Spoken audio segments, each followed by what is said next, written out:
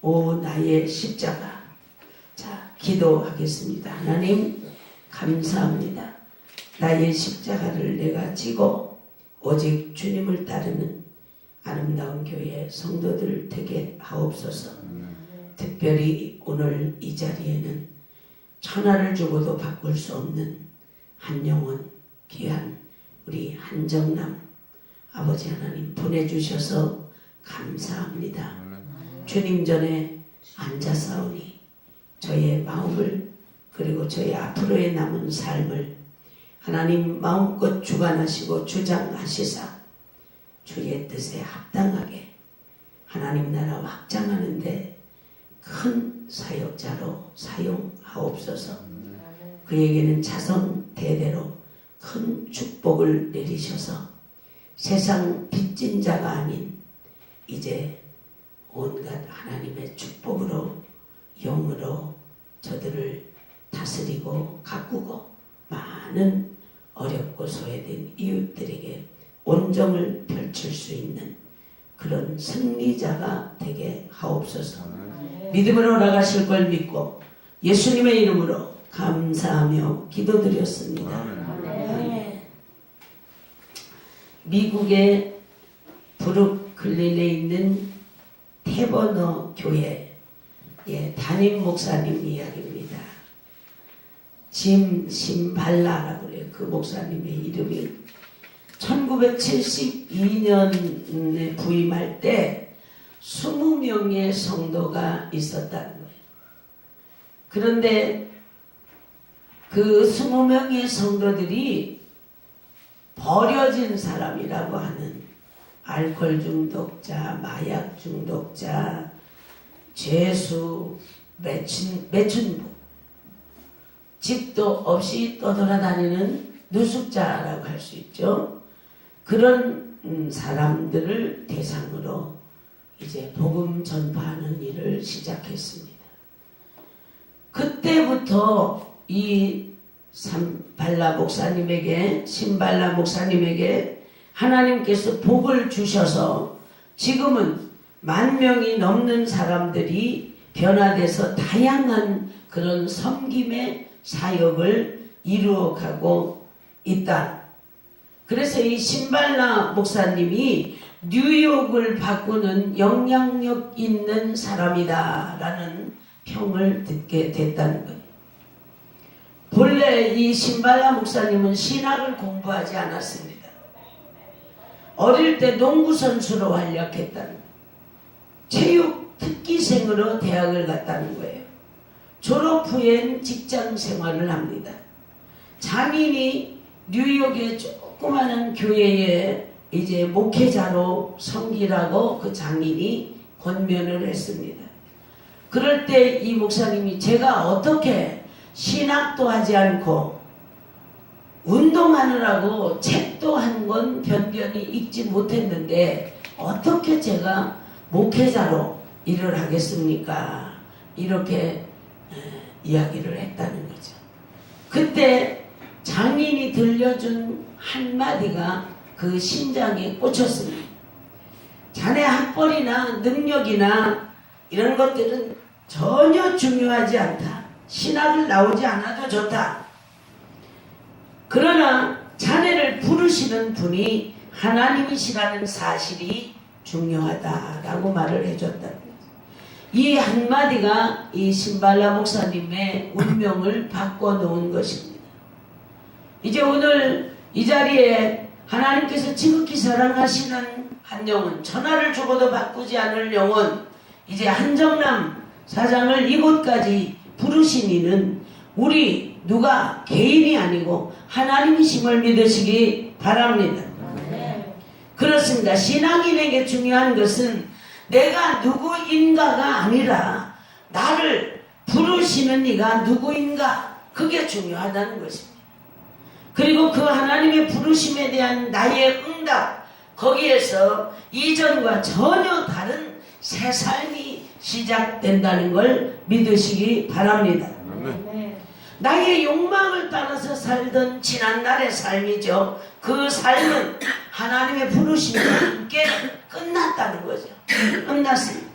이제부터 나를 부르신 분을 중심으로 그분의 길을 따라 시작되는 새로운 삶과 세계가 펼쳐진다는 걸 믿으시기 바랍니다. 이것이 신앙인의 삶입니다. 이전 삶의 특징이 무엇입니까? 나의 삶의 중심에 놓고 나의 욕망을 위해 세상적 가치와 목적을 추구하면서 살았습니다. 그러한 삶을 성경은 뭐라고 하느냐? 세상이라고 말합니다. 이런 세상에 주님이 찾아오셔서 나와 여러분을 부르셨습니다. 그리고 이젠 주님을 중심 삼고 주님과 함께 주님의 길을 따르는 새로운 삶을 시작하라고 불러주셨습니다. 그러면 새로운 삶의 특징이 무엇입니까? 첫째로 자기를 중심으로 자기 욕망을 앞세웠던 것을 포기하는 것입니다. 오늘 본문에서 그것은 한마디로 자기 부인이라고 표현합니다. 자기 부인. 자기 부인이 없으면 새로운 삶은 시작되지 않습니다. 두 번째로 이제 자기를 부인했으면 주님을 중심으로 세상적 가치와 길을 버리고 주님과 함께 주님의 길과 가치를 쫓는 그런 삶을 사는 것입니다. 이것을 오늘 본문에서는 성경은 자기 십자가라고 말합니다. 세상은 욕망을 중심으로 움직입니다. 그런 세상을 거스려 영적으로 살려니 세상이 자신에게 거대한 짐이 될 수밖에 없습니다. 이것이 자기 십자가입니다. 그리스도인이 새로운 삶과 그 세계를 열어가려면 반드시 자기 부인과 자기 십자가가 있어야 합니다. 그렇지 않으면 그리스도인의 새 삶은 시작되지 않습니다. 오늘날 한국 교회가 사회에서 심각할 정도로 부정적인 이미지를 지니고 있습니다.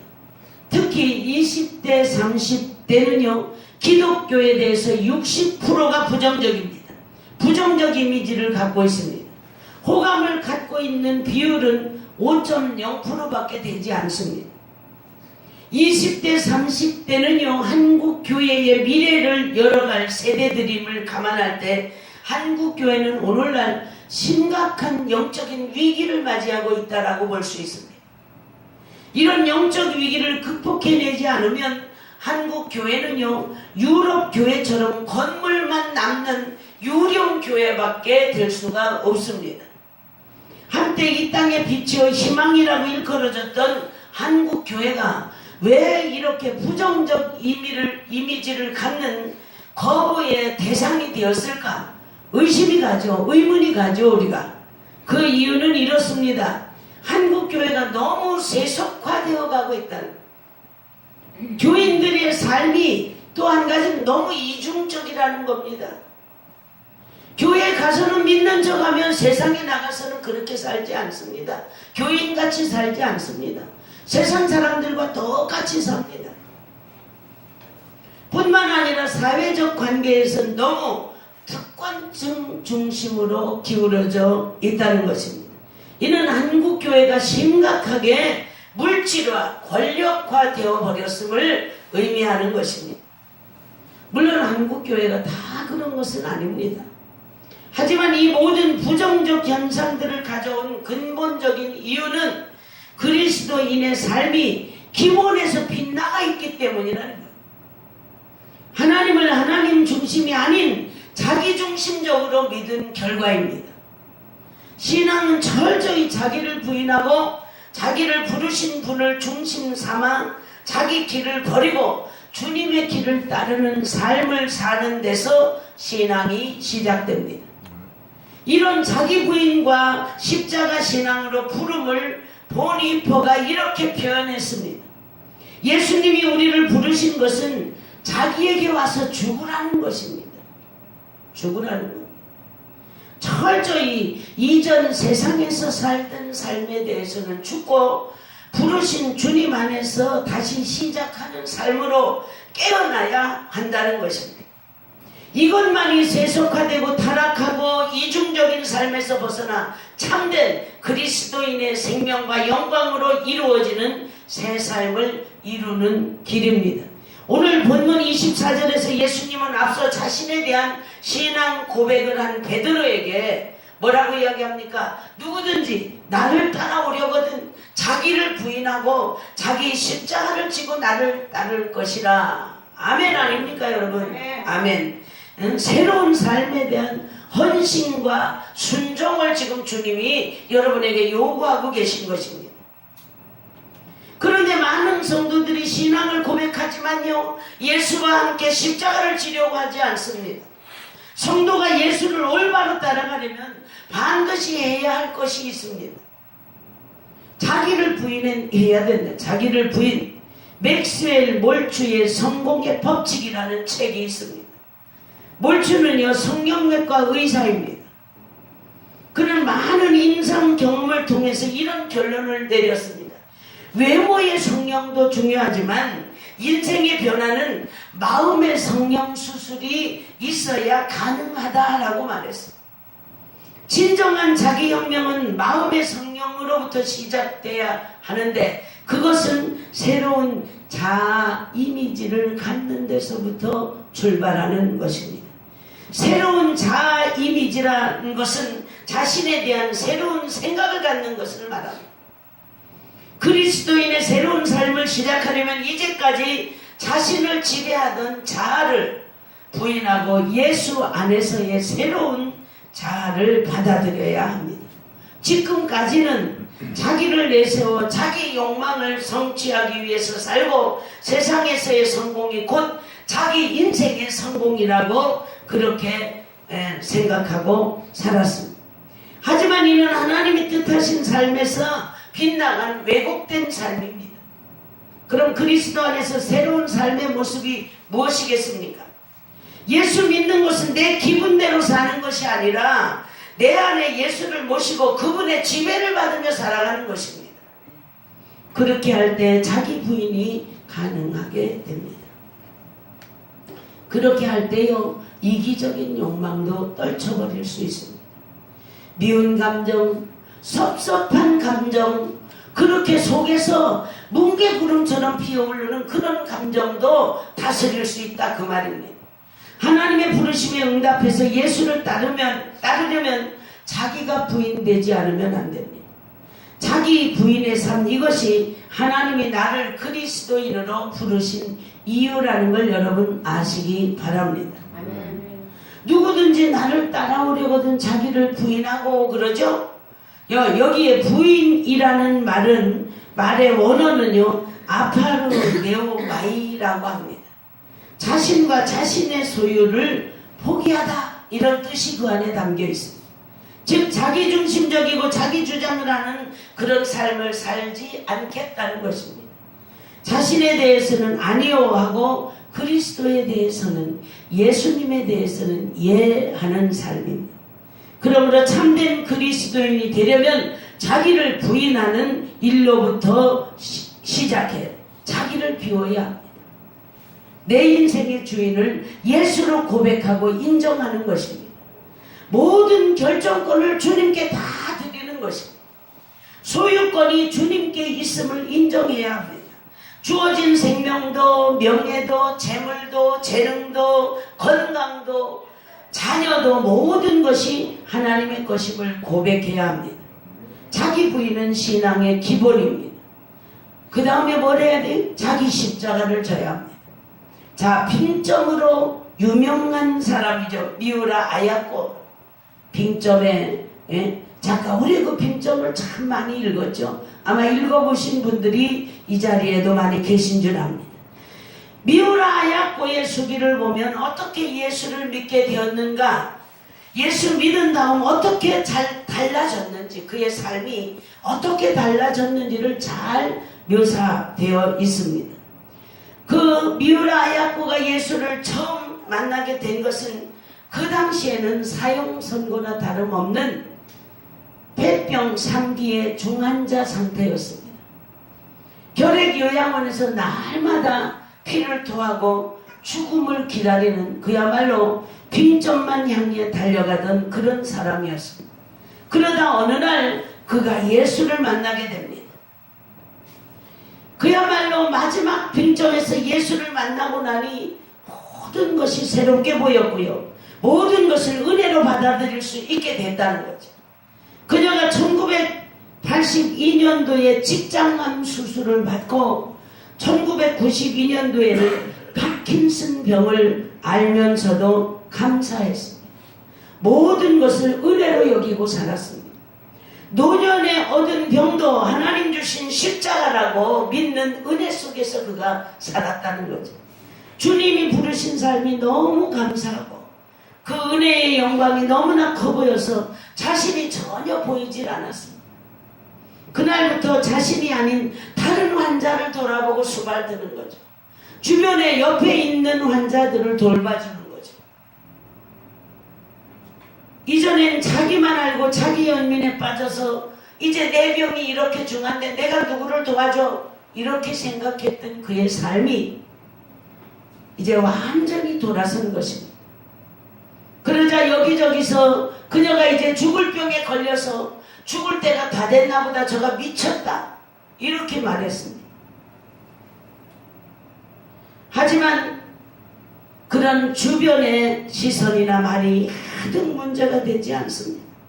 오직 주님만 보였고 주님의 은혜만이 그에게 위로가 됐습니다. 그러는 사이 저도 모르게, 자신도 모르게 건강이 회복된 거예요. 주님이 고쳐주신 거예요. 그래서 주변에 있는 사람들이 이제는 집에 돌아가서 쉬어도 좋다, 집에 돌아가도 이제는 정상적인 생활을 할 수 있다, 이렇게 권면하는데 그가요 그 병원에 남습니다. 말기 환자들을 자기 체험대로 돌보고 전도하는 삶을 그곳에서 삽니다. 사람들이 볼 때 특히 타인의 삶에 관여하는 그런 일을 우리 일본 사람들은 우리나라 사람들보다 더 강합니다. 전혀 터치하지 않습니다. 옆에 사람이 죽어가도 그렇게 애정을 갖고 돌보지 않습니다. 그런 일본 사회에서 이 아야코는 오직 내가 아닌 주변에 죽어가는 말기 환자들을 돌보는 그런 삶을 살았습니다. 이 미우라 아야코 여사에겐 그것이 바로 주님이 걸으신 십자가를 따르는 가장 영광스러운 삶이었습니다. 훗날 이 체험을 바탕으로 쓰여진 것이 바로 그 불후의 명작 소설 빙점 아닙니까? 히틀러가 독일을 지배하고 있을 때 독일 교회에 유행하는 말이 있습니다. 바보들만 십자가를 지고 주님을 따른다, 이런 유행어가 나돌았습니다. 히틀러가 독일 교회를 나치화시키기 위해 내세운 정책은 게르만적 기독교입니다. 독일 목사들과 기독교 지도자들은 게르만 민족을 하나님 대신 우상으로 섬겼고 교회를 타락시켜 나가기 시작했습니다. 그때 칼바르트와 보니퍼는 기독교 양심을 지켰습니다. 결국 보니퍼는 그의 나이 39살에 처형당합니다. 예수 믿는다는 이유로. 그러나 그들은 십자가를 피하지 않았습니다. 우리도 십자가를 피해서 절대 안 된다는 것을 이 시간 말씀드립니다. 참된 그리스도인은 자기 십자가를 지고 주님을 따르는 것입니다. 고난이 온다 해서, 감옥에 갇힌다 해서, 목숨이 위협받는다고 해서 주님을 부인하지 않습니다. 그리스도를 주로 모신 성도들은 언제나 십자가를 지고 살아야 한다는 것 여러분 아시기 바랍니다. 초대교회의 역사나 종교개혁 당시의 역사를 살펴봐도 신자들은 고난의 십자가를 피하지 않았습니다. 자기 십자가를 지고 죽음의 자리까지 나아간 것을 우리가 볼 수 있습니다. 본문 24절에 누구든지 나를 따라오려거든 자기 십자가를 지고, 자기를 부인하고 자기 십자가를 지고, 이렇게 나와 있습니다. 신약에 십자가라는 말이 들어간 성경 구절이 72구절이나 됩니다. 그만큼 십자가의 중요성을 의미하는 것입니다. 성서학자 바클레이는 십자가는 영광의 짐이라고 말하고 있습니다. 자기를 부인하는 것이 내면의 모습이라, 내적인 모습이라면 십자가를 지는 것은 그리스도인의 사명이라는 것입니다. 누구나 나름대로의 십자가가 있습니다. 여러분 한 분 한 분에게 십자가 다 있습니다. 무거운 십자가를 지고 골고다 언덕에 오르셨던 예수께서 우리에게 물으십니다. 너는 어떤 십자가를 지고 왔느냐? 여러분 이 자리에 나와 있지만 십자가 다 있습니다. 지금 여러분 어떤 십자가를 지고 있습니까? 바울은 갈라디아서 6장 17절에서 말합니다. 이후로는 누구든지 나를 괴롭게 하지 말라. 내가 내 몸에 예수의 흔적을 지니고 있노라. 이렇게 말하고 있습니다. 지금 여러분은 무슨 흔적을 가지고 있습니까? 성도의 흔적은 주님을 따르기 위해 사명을 기쁨으로 감당하는 십자가라는 걸 여러분 믿으시기 바랍니다. 자기의 삶 안에서 날마다 자기 십자가를 지고 주님을 묵묵히 쫓아가는 그런 참된 성도가 되시기를 바랍니다. 자, 자기 목숨을 이제 세 번째는 버려야 합니다. 짐 엘리엇의 일기에 나오는 내용입니다. 여러분 잘 들으시기 바랍니다. 하나님, 이 쓸모없는 나무계피에 불을 붙여 주소서. 그리고 주를 위해 타게 하소서. 나의 삶을 소멸하소서. 나의 하나님이여 이 몸은 주의 것입니다. 나는 오래 살기를 원치 않습니다. 오직 풍성한 삶을 살게 하소서. 당신과 같이 주 예수님이시여. 자, 휘튼 대학을 수석으로 졸업한 짐 엘리엇입니다. 그가 동료 4명과 식인종 아우카족의 선교를 위해서 떠났습니다. 아우카족이 사는 해변에 도착한 지 5일 만에 죽음을 당하고 맙니다. 이를 취재하던 기자들이 왜 이런 낭비가 있어야 합니까? 하고 물었을 때 그 엘리엇의 아내 엘리자베스가 이렇게 말합니다. 말씀을 삼가해 주십시오. 낭비라니요. 남편의 죽음은 절대로 낭비가 아닙니다.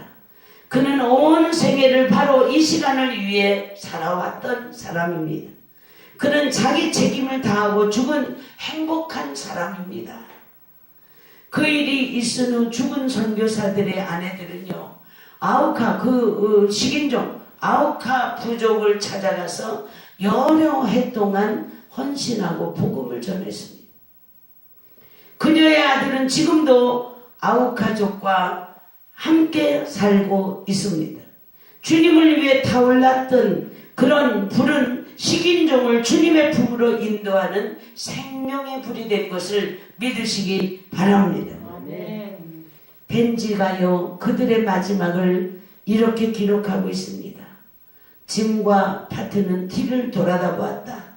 손에 창을 든 아우카 전사들이 엘리엇과 에드와 노저를 향해 달려들고 있었다.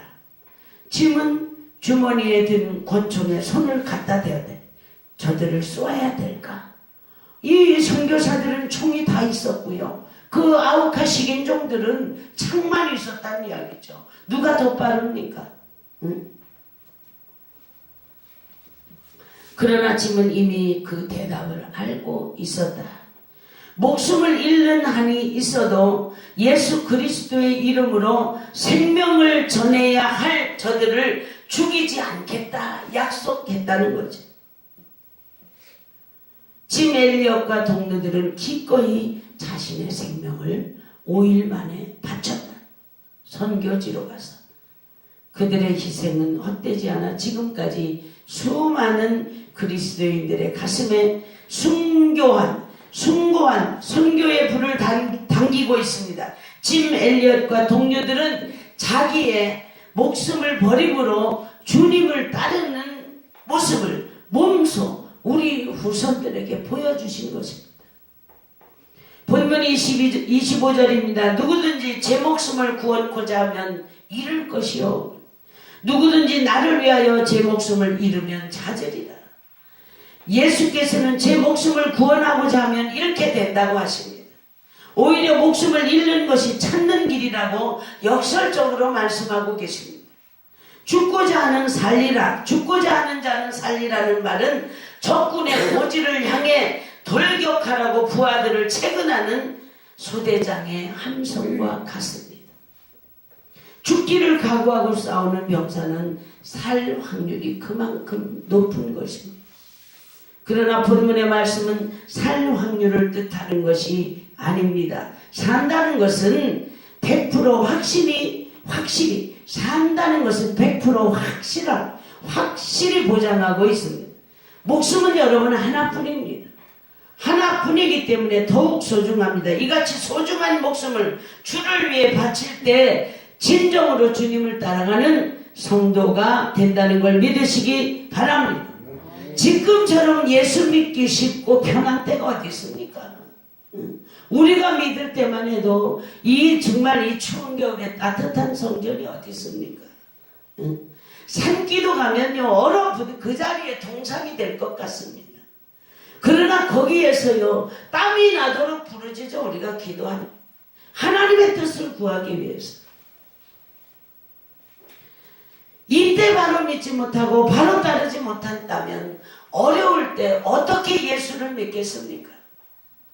잘 먹고 잘 사는 것으로 족하다면 그리스도인으로 사는 삶에 이유가 없습니다. 죽정이 같고 버림받은 가지처럼 메말라져 파멸되어 갈 수밖에 없는 나를 부르신 하나님의 은혜가 충만해서 자기를 부인하고 날마다 성령으로 타올라 하나님 나라를 열기 위해 세상을 거스르는 자기 십자가를 달게 지고 주님이 가신 그 길을 끝까지 따르기 위해 자신의 모든 것을 던지는 참된 그리스도인, 복된 그런 성도들이 우리 아름다운 교회 성도들이 모두 되시기를 주님의 이름으로 축원합니다. 기도하십니다. 하나님 감사합니다.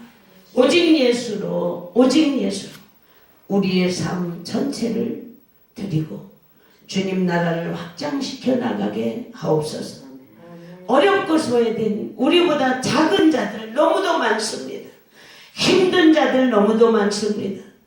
그들을 세상법으로 다스리지 않게 하시고 하나님의 성령의 법 사랑으로 그들을 보듬어 안고 우리가 함께 갈 수 있는 이 땅 끝날까지 저 천국 주님 품에 안기는 날까지 함께 갈 수 있는 넉넉한 예수 그리스도의 십자가를 우리 모두에게 지워주셔서 그 십자가 지고 주의 뒤를 따르게 하옵소서. 주께서 역사하실 걸 믿고 예수님의 이름으로 감사하며 기도드렸습니다. 아멘.